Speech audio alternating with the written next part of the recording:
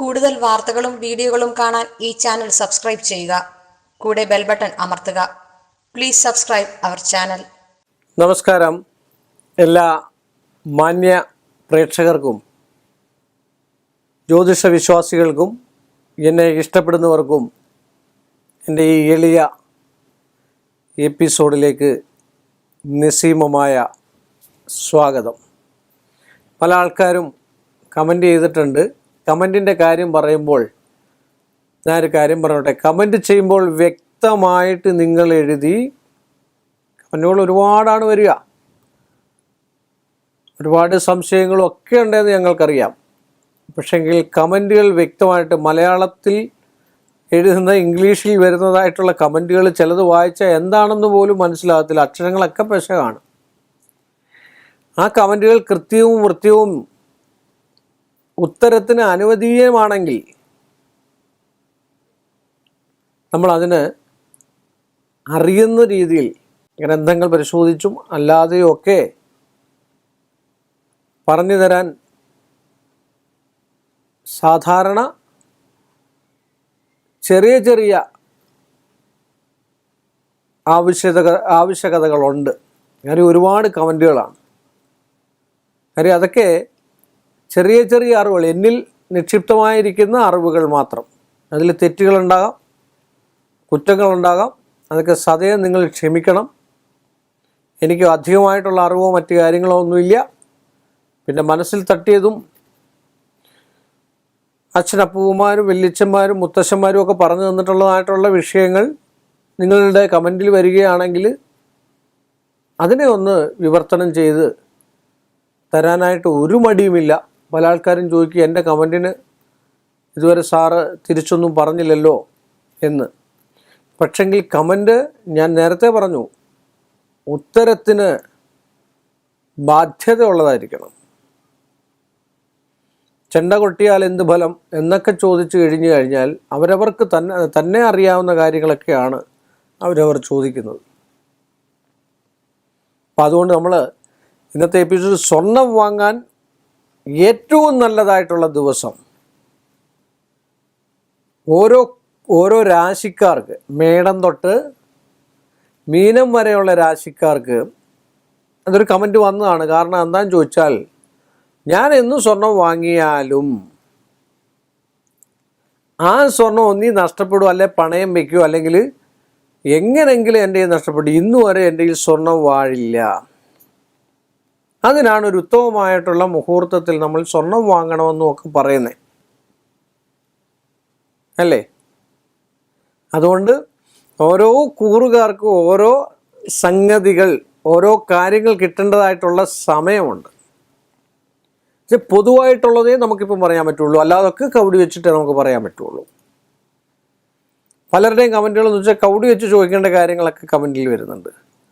അതൊക്കെ നേരിൽ വന്നിട്ട് അല്ലെങ്കിൽ ഉത്തമനായ ജ്യോത്സ്യനെ കണ്ട് നിങ്ങൾ അതിൻ്റെ സംശയങ്ങളൊക്കെ തീർക്കുക എന്ന് മാത്രമേ, പൊതുവായിട്ടുള്ള കാര്യങ്ങൾ മാത്രമേ ഇതിലൂടെ നമുക്ക് സംശയ നിവാരണം വരുത്താൻ പറ്റുള്ളൂ. അപ്പോൾ സാധാരണ മേടക്കൂറിൽ ജനിച്ചവർക്ക് ഞായറും വെള്ളിയും ഏറ്റവും ഉത്തമം. വെള്ളിയാഴ്ച സ്വർണം നമുക്ക് കിട്ടുന്നതാണ് ഏറ്റവും ഉത്തമം. അത് പൊതുവായിട്ട് ആദ്യമേ എന്ന് പറയുകയാണ്. മേടക്കൂറുകാർക്ക് ഞായറും വെള്ളിയും ഏറ്റവും ഉത്തമമാണ് സ്വർണം കിട്ടാൻ. അതുപോലെ തന്നെ ചൊവ്വാഴ്ച, ബുധനും വെള്ളിയും സ്വർണം എടുക്കുന്ന അവർക്ക് ഏറ്റവും നല്ലതാണ്. ഇടവൻ രാശിക്കാർക്കാണ് കേട്ടോ ബുധനാഴ്ചയും വെള്ളിയാഴ്ചയും. മിഥുനൻ രാശിക്കാർക്ക് തിങ്കൾ, ചന്ദ്രവാരവും ഗുരുവാരവും വ്യാഴാഴ്ചയും സ്വർണം വാങ്ങുന്നത് ഏറ്റവും അത്യുത്തമമാണ്. അത് കുറേ കാലമെങ്കിലും നമ്മുടെ കൈവശം, നമ്മുടെ കൈകളിൽ നിലനിന്നു പോകുന്നതാണ്. അതുപോലെ കർക്കിടകൻ രാശിക്കാർക്ക് ഞായറാഴ്ച ദിവസവും തിങ്കളാഴ്ച ദിവസവും ബുധനാഴ്ച ദിവസവും സ്വർണം എടുക്കുന്നതിൽ കുഴപ്പമില്ല. അതും കുറേ കാലമൊക്കെ നമ്മുടെ കൈവശം നിന്നു പോകുന്നതും നഷ്ടപ്പെടാതിരിക്കുന്നതുമായിട്ടുള്ള ഒരവസ്ഥയാണ്. ചിങ്ങക്കൂറുകാർക്ക് ബുധനാഴ്ചയും വെള്ളിയാഴ്ചയും ഏറ്റവും ഉത്തമമാണ്.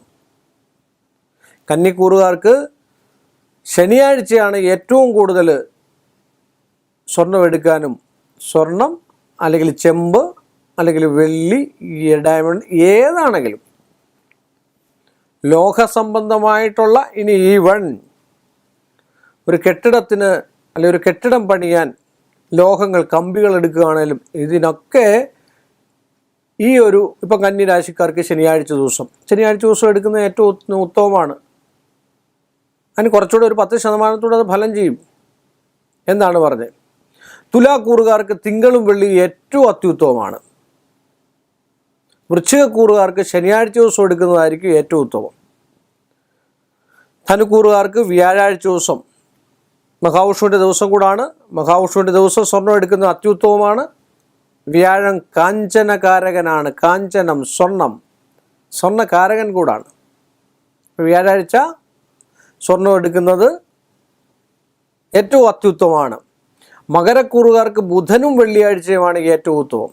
ബുധനാഴ്ച ദിവസവും വെള്ളിയാഴ്ച ദിവസവും സ്വർണം എടുത്തു കഴിഞ്ഞാൽ പെട്ടെന്നൊന്നും പണയം വെക്കാൻ സാധ്യത വളരെ കുറവാണ്.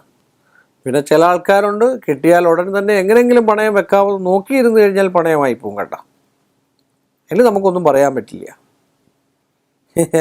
പിന്നെ ചില ആൾക്കാർ കുംഭക്കൂറുകാർക്കും ബുധനാഴ്ചയും വെള്ളിയാഴ്ചയും സ്വർണം എടുക്കുന്നതായിരിക്കും അത്യുത്തമം. ഞായറാഴ്ച ഏറ്റവും നല്ലതാണ് കേട്ടോ. കുംഭക്കൂറുകാർക്ക് ഞായറാഴ്ച സ്വർണം എടുക്കുന്നുണ്ട്, വലിയ ദോഷങ്ങളോ കാര്യങ്ങളോ ഒന്നും ഉണ്ടാകത്തില്ല. മീനക്കൂറുകാർക്ക് വ്യാഴാഴ്ചയും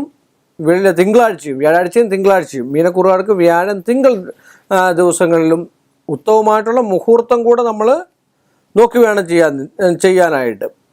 സിദ്ധയോഗം എന്നും പറഞ്ഞുള്ളൊരു യോഗമുണ്ട്.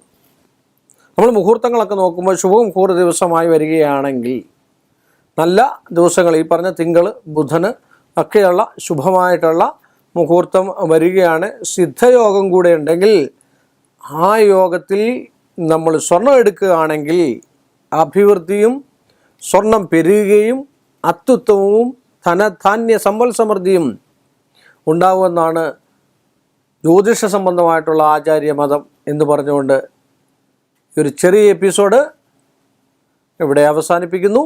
വീണ്ടും നമ്മൾ തമ്മിൽ കാണുന്നവരെ എല്ലാ മാന്യ പ്രേക്ഷകർക്കും എൻ്റെ നിസ്സീയമായ നന്ദി, നമസ്കാരം. കൂടുതൽ വാർത്തകളും വീഡിയോകളും കാണാൻ ഈ ചാനൽ സബ്സ്ക്രൈബ് ചെയ്യുക. കൂടെ ബെൽ ബട്ടൺ അമർത്തുക. Please subscribe our channel.